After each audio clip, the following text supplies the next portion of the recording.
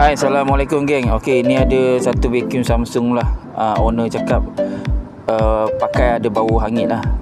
So kita check dia punya motor dia, kita kena tukar lah. Okey, ni saya tunjuk lah tutorial cara pasang motor dia lah. Ada 4 skru kat sini. Atas ada satu lagi lah. Bawah pemegang ni ada satu skru lagi.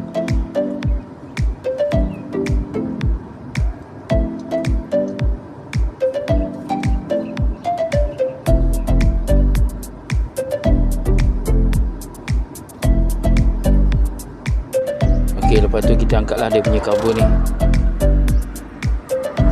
Okey, kat sini ada lagi 2 skru lah.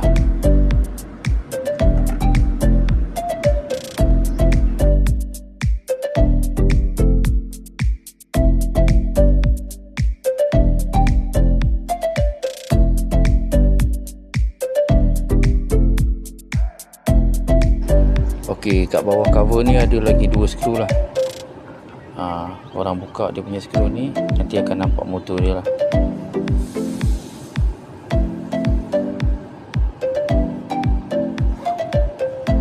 Okey, itu motor dia.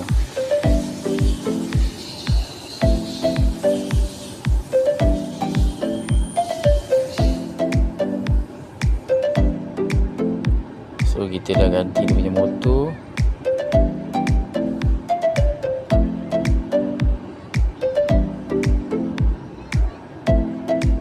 Okey, ni motor yang lama dia.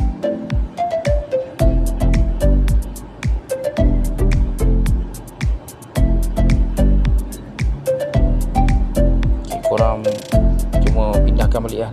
Tapak dia sama lah macam ni. Wire neutral kat situ, wire live dia coklat ni dekat sini sama lah. Okey, test pusing dia punya fan dia. Lepas tu ikat balik skru dia lah.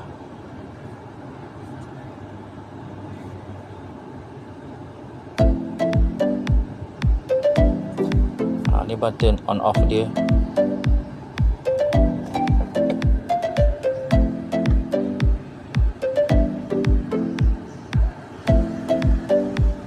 Lepas tu kita test lah. Okey, dia sedut dengan kuat lah. Dan dah tak ada bau.